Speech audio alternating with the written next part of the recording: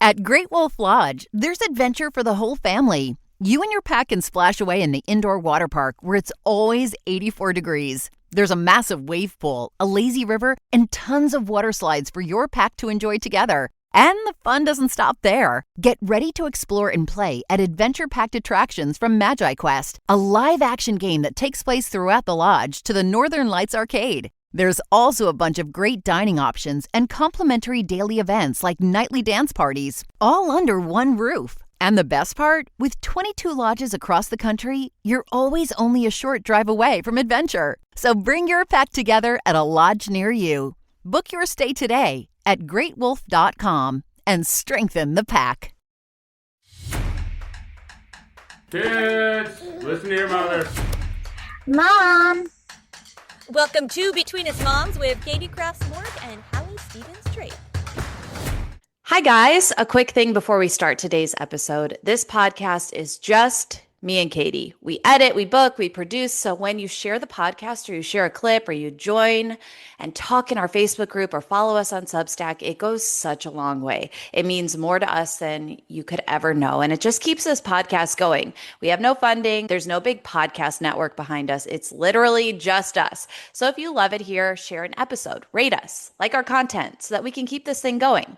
And with that, Katie. Hey guys, and welcome to a brand new episode of Between Us Moms. It's Katie and Hallie. We're stoked that you are here. We have a really fun episode, and I feel like we have some hot mama topics. We are talking about Morgan Stewart. She is a nanny 7 days a week, all day long. We want to get into that. Pete Davidson and his girlfriend split 5 months after welcoming their baby girl, and we want to talk about that. And what is a beta mom? Are we beta moms? Are you a beta mom? You might be. We're going to talk about it. But first, let's get started with Slay or Nay of the week. Hal, what do you have? I have so many things I could choose from. I am going to start with this. Your kids trolling you starts earlier than you think. Your kids being embarrassed of you starts earlier than you think. We had a birthday party this week and it was casual, okay? It was at a park. It was an athleisure moment. I was not trying to get all cute for it. So I had Nike sneakers, some very cute aloe pants, and then it was like a set, like an aloe sports bra, but like a little belly showed, but like barely any skin. Like they were high-waisted leggings, okay? Dylan is looking at me with an Anna Wintour scowl on her face. Full disapproval. And I look at her and I say, "Are you okay?" And she says, "Are you going to wear that?" And I was like, I was planning to. And she said, "I'd feel better if you put a shirt on." She is not even 4 yet. I would feel better if you put a shirt on. Wait. I love a toddler fashion critic. I mean, well, and let me just say, this girl loves a fashion moment. It is very much her like hobby, I will be shocked if she doesn't work in fashion when she's older, but literally gave me an up and down with the eyes and said, "I'd feel better if you put a shirt on." Wow. How'd you react? I died laughing. I was like, "Are you okay?" And then I put a shirt on because I'm not trying to humiliate my daughter at her friend's birthday party, but like, God dang, that was really, spicy. That was eye-opening. She also looked at my closet and told me it was a mess. Which I feel like is karma because growing up, to this day, I tell my mom her closet is a mess and I go clean it for her. So I think this is me just getting what I deserve, perhaps. But man, didn't expect it to start at almost 4 years old. That seems early. I feel like our moms must secretly love seeing us like go through what they went through with us now with our children. 100%. It's kind of like my mom always used to say, like, "You'll know one day when you're a mom." Mm-hmm. And I'm sure it's like little things like that where it's like, oh, yep, it's happening to you now. Yep. In like the most like loving but full circle. And yeah. That was really some shit, let me tell you. So there's that. I'd feel better if you put a shirt on. Okay. Okay, so that was my nay. And Have we talked about periods? Have we talked about our periods on this I'm podcast? s- I'm so glad you are bringing this up because I was going to talk about this. So please do. We have talked about periods on this podcast, but it's been a minute. It's been a cycle or All right. two. Ooh, good pun there. I just want to say, fuck you, Mother Nature, because what Mm. is with my period being a crime scene? Prior to having children, I had the lightest period in the entire world. I used to joke that I could wear a panty liner, like the same one. I would never do that for my entire period because I bled that little. Yes, my cramps were bad, but like I barely bled. Now it's literally like what is happening? It's a crime scene. It is a literal murder scene. I wake up in the morning and it's all over the sheets. Oh It's my all God. over my pants. Like it's No. so terrible. What is that? My period this time was 5 days late. I Oh, have not been I was like taking pregnancy tests, Hallie. I was like, there's just no way. Like my husband has been snipped. Now I'm like, is it perimenopause or like what is going on? Is it just like my hormones being unbalanced? So now I wanted to ask the people like, is anyone taking hormone therapy or peptides and like what's the vibe out there? I'm scared, but I'm also open-minded to it, but also I'm like, do I want to put shit in my body that we don't know how it's going to affect people in like 20, 30 years? But yeah, I don't know. I think it's also part of like, we're in our 40s. Our periods, they say like a sign of perimenopause is like heavier periods or periods that are early, periods that are late, basically just anything out of the norm. okay. So, I, not to go on a full perimenopause tangent, but there was a perimenopause expert that said Ooh, the first sign of perimenopause in almost all women is not feeling like yourself. I saw that too. Okay, do you feel like yourself right now or No, no? no. And I feel like I haven't been feeling like myself, like my anxiety, like that whole thing. I'm like, is that perimenopause? And then also, my period came early last time. This time it was right on time. And I was like, thank God. But yeah, like, what the F, man? What the F? But the Also, heavy periods are like really throwing me. and also, isn't it unfair because it's like not feeling like yourself, but you don't know if that's because your hormones are still regulating from having children, or you don't know. Like, I hate when it's like, oh, your period could be heavier or lighter, late or early. It's like, well, what is it? Yeah. What is it? Yes. Yeah. Which one? Oh, same girl. The It like, just yeah. pisses me off. It's like, well, what? I'm so tired of everything being like, oh, it's normal. Oh, it's early. Oh, it's late. Like, it's not a big deal. Like, Yeah. perimenopause is a big fucking deal, and we should be talking about it like it is. I know. I mean, honestly, think about our mom's generation. It was just like, oh, you're in menopause. They never talked about all the shit that happens before you're actually not getting a period and dried up. Brutal. Ugh, But I know. anyway, that's kind of, and then like, let's just end it on a positive note, a sleigh. I've been feeling like really gross, just like at pickup and stuff. Like, I just like look gross. And I'm like, what are things I can do that, like, even if I have a shitty outfit on and no makeup, I still look like I sort of have my shit together? Mm. I got my nails done in a way that I've never done before. I have What are they? it is a builder gel, which by the way hurts like a motherfucker. Have you ever had that? Is it biogel? It's builder gel. So it's like, What's the difference? I think it's like they like glued a tip on to my nail and Oh, then they like put Gel this X. and then they put, I don't know. I don't know any of the terms, Katie, because I Oh, literally do my own nails all the time and they look like okay. crap. But I was like, I think this is the key to looking like I have it together when I don't. This and having a cute jewelry set that I never take off, you know? Yeah, just like layered jewels that are always on. So then if I show up and I look like a schlub, it's like, well, at least I kind of have it together. So anyway, I I think love I've it. unlocked something, although it hurt like I almost was like, I don't think I can do the full 10 nails. It hurt that bad. Did it hurt when they shined a little light on it? It like Yes, girl. burns. Burns, but Yes. like up, not like it like burned. And I have a Oh, high pain, and someone warned me it would hurt, and I was like, how bad could it hurt? It hurts. Like I almost didn't think I yeah. could do it. But anyway, enough about me. What's your slay and nay of the week? I had a girls' wine night. This is Love a that. sleigh. I put together just like a little mini charcuterie. I set the time for 7 p.m. so that the moms felt like they could be there for part of bedtime, but also the dads had to really take on the bedtime routine fully. And we had wine. It was six of us. We had lovely conversation. It started at 7 and people were here until like 10:30, 11. Love that. Now, I who were these girls? A combination of moms who go to Kaya's school, but also like just moms in the neighborhood, Love it. and then a long-standing friend, Kylie, if you're listening, what's up, girl? Love me some Kylie. Yeah. And I don't know, we just like we hung and we talked about life and kids and pop culture and what we're going through and yeah, hormones and health and just all the things that are really on every mom's mind right now and things that we talk about even on this podcast. And it was nice because it's so good to be around people who are in the same stage of life as you and who understand what you're going through and just to have these like good conversations and to check in on each other. I thought it was just a lovely, lovely night and I was so proud of myself for organizing it and we were like, we have to do this again. We should do this once a month. I think it just was like a cup filling evening.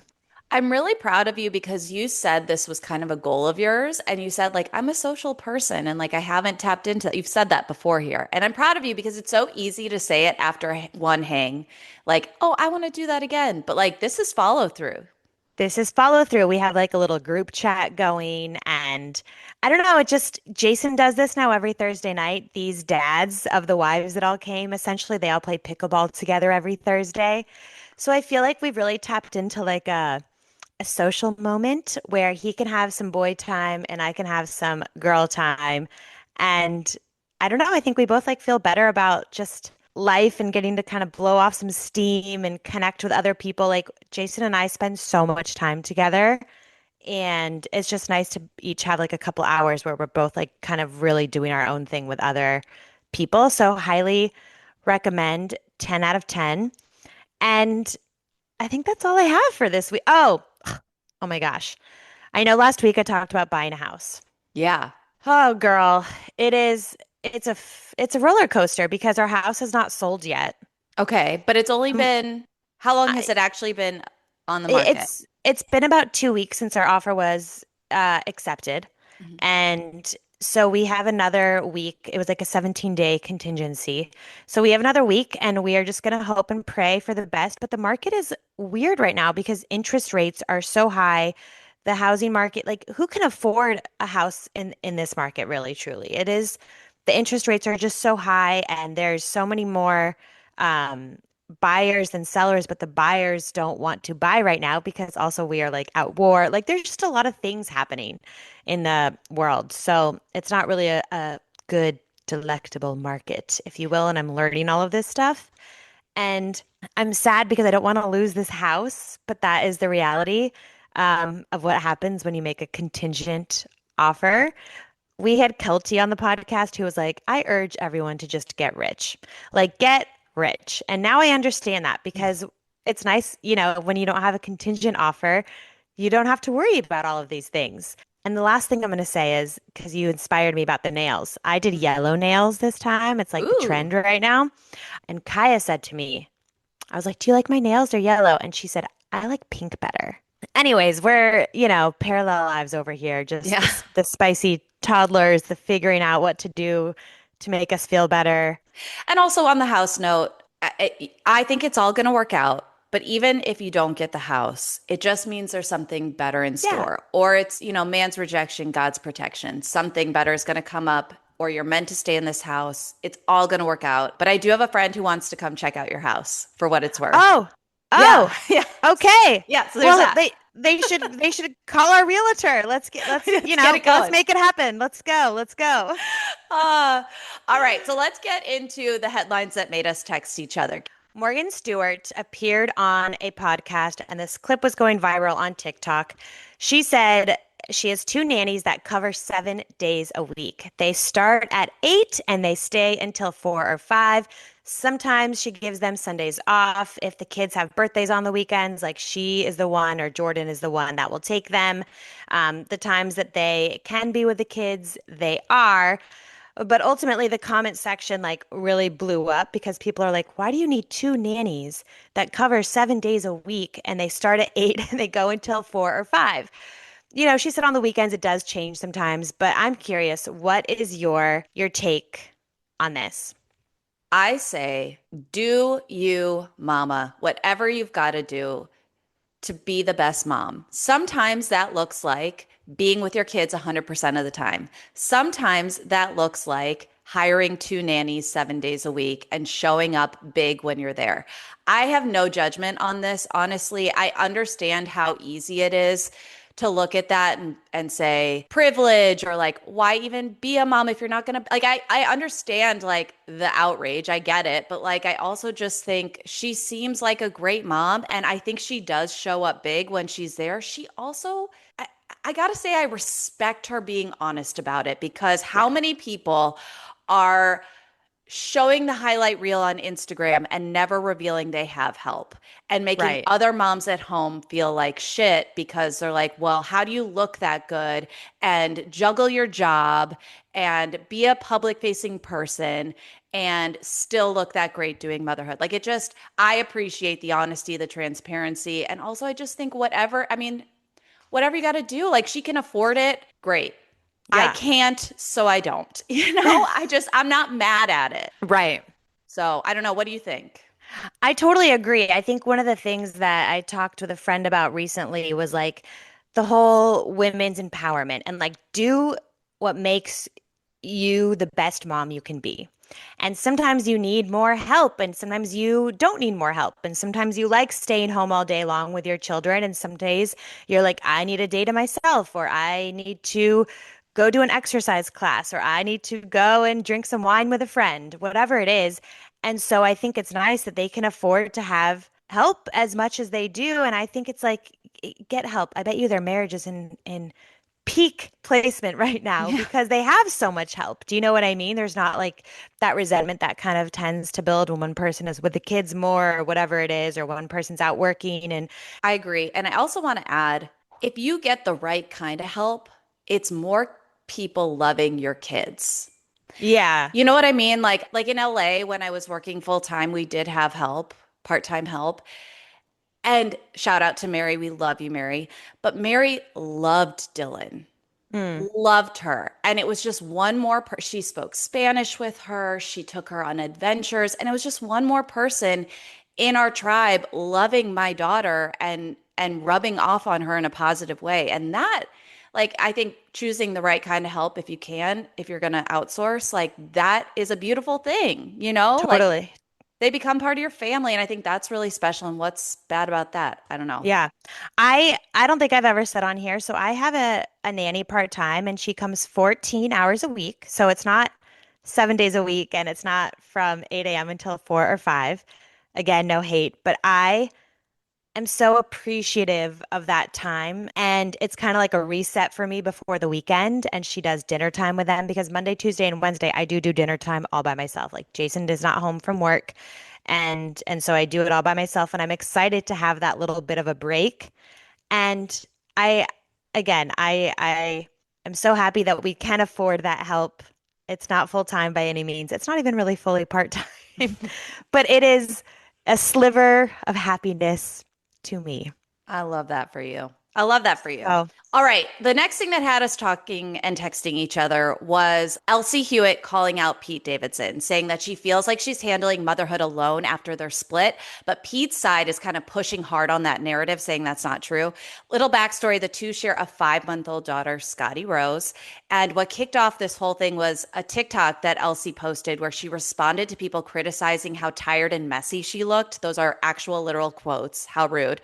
There were paparazzi photos that were published and people were like so rude in the comments. And she basically said like, yeah, I'm exhausted. I have a baby. I'm working and I'm doing this on my own. So people online immediately took that as her saying that Pete isn't helping, especially after she liked and then later unliked and deleted comments criticizing him for leaving during the postpartum stage. She also reportedly replied, quote, I am, with a smiley face, to someone asking if she was handling the financial side alone too. So then Pete's camp came in with this opposite opposite story. And like sources close to him are telling media outlets that he's actually very involved. He's financially supportive to their daughter, and he's covering expenses, and he's making himself available as a dad, blah, blah, blah. And basically his side is saying he's not a deadbeat. They're just having relationship issues. Now, it's important for us to note that they were first romantically linked in March 2025, and then they announced that they were expecting 4 months later in July. So this was like rapid fire shit, you know? An inside source told People that, quote, they're not getting along right now. They were actually already struggling a bit while Elsie was pregnant, and things just happened so quickly between them that they didn't really know each other very well. So, Katie, I immediately thought of you because something you've said over and over again on this podcast is that the most important decision you'll make in your life is who you choose to have children with. So, what do you think about this? So when I first read this and I thought about what I wanted to say, I was like, you know what? I'm not gonna give Pete shit, but I am. I am. I think a headline in a story like this makes me sad more than anything because I think women, when we are postpartum, we are so vulnerable emotionally, physically. Like there's just so much going on. We are inherently changed forever. And I think to split when you have a new baby and you are going through the postpartum period, I think it's just so heartbreaking. And I wish more men understood how hard that period is. And I understand like the relationship's not working. It wasn't working when you're pregnant. But also, again, it's like hormones. Hormones are so real. And I think we need to be, as men, more compassionate and understanding and educate ourselves more on what a woman is going through during that really fragile time in her life, pregnancy and postpartum. And yeah, I mean, I say it all the time. It's like choosing who you're going to have children with is the most important thing that you do in your life. But maybe she thought it was one thing and it changed because she changed. And still, I'm going to put that on him. I just think a father figure is like, ugh, it's so important. Like you are half of this equation. Like show the fuck up. Yeah. Show up. Like this is your daughter. This is somebody who is going to like look to you for guidance on, you know, what love looks like and what support looks like and what respect looks like. Like you don't have to stay together, but you need to show up for your daughter. Yeah. Yeah. I mean, there's not a lot to add to that other than I hope they can figure out how to co-parent. And I imagine that's really hard. I really do. Like, I can't imagine, but I think it's got to be becoming a parent. You have to be selfless. It's just part of the job description is you do what is best for your kid. And sometimes that means putting your differences aside and putting your relationships shit aside to show up for that kid in the best way possible. And all I want to say, Elsie, in the off chance you should see this, we are hugging you because 5 months postpartum is an incredibly, like Katie said, vulnerable and tender moment in a woman's life. And this is her first experience with pregnancy and motherhood. And I feel sad that she doesn't have the support of her partner. So doubling down, ditto to everything you said. But Elsie, we are giving you a very tight squeeze. It's time for the mom algorithm. What is a beta mom? This parenting trend is taking over TikTok right now. And basically, a beta mom is the label that we are putting on moms that instead of like carefully curated schedules or enrichment activities all the time and color coded calendars, beta moms are prioritizing flexibility, their emotional well being, realism. It's letting kids be bored. It's not panicking over every missed milestone. It's skipping the pressure to make everything super Instagram worthy. And I'm curious, are you a beta mom? I think I am a beta mom with alpha mom intentions. Okay. I think I want to be a perfect mom who has it all together, whose kids always look presentable and all the things. I am slowly and have actually, ever since a baby two entered the picture, I've kind of rapidly become more and more of a beta mom because I've realized they don't give a shit. And all I really care at the end of the day about is that they are happy. And I will say my kids are happy and our house is often a mess and they very often have berry stains on their face and mismatched outfits. but they know they're loved and they're like deeply joyful. And we have dance parties and we prioritize fun and chaos. And I think I love this trend because I love anything that lets a mom feel like they can let go of the need to be perfect and really be present in the chaos of motherhood and have humor about it. And again, I feel for the generations prior because I feel like nothing like this existed. Mm. Like people weren't giving terms to things and they weren't celebrating the messiness. And I feel like more and more people are. And I think that's a beautiful thing because women need to feel like they can just let go and be there for it, and whatever it looks for and not try to make it perfect because that's impossible. Do you think you're Yeah. a beta mom?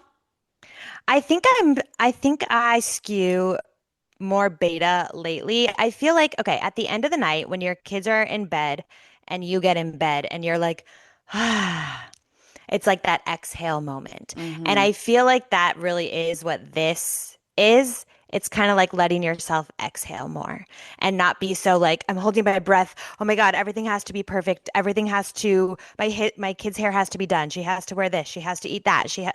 And lately I'm more like, you know what? You want a cheese puff? You can have as many cheese puffs as you want, Hmm.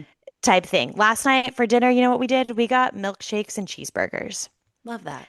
And my kids ate their entire dinner. They loved it. We had fries, and it wasn't like oh my gosh, we're gonna have kale and turkey meatballs and blah, like how boring. Hmm. And so I think I'm leaning more towards the beta mom in terms of like extracurriculars. Yes, during the summer, I'm going to try and find like a dance class for them to do, but I'm not like a Monday, Tuesday, Wednesday, Thursday, Friday. We need to be like doing something. I think my kids really enjoy just like being with me.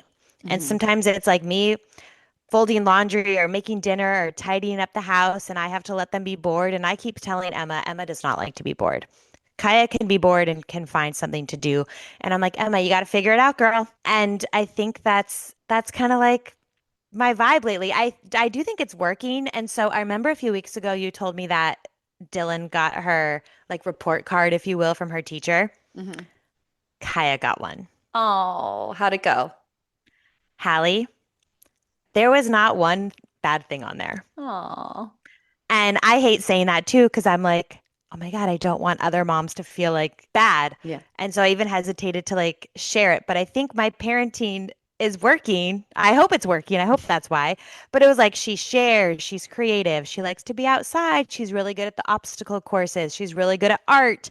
She's really good at using her words and expressing herself and communicating. I was like, oh my gosh.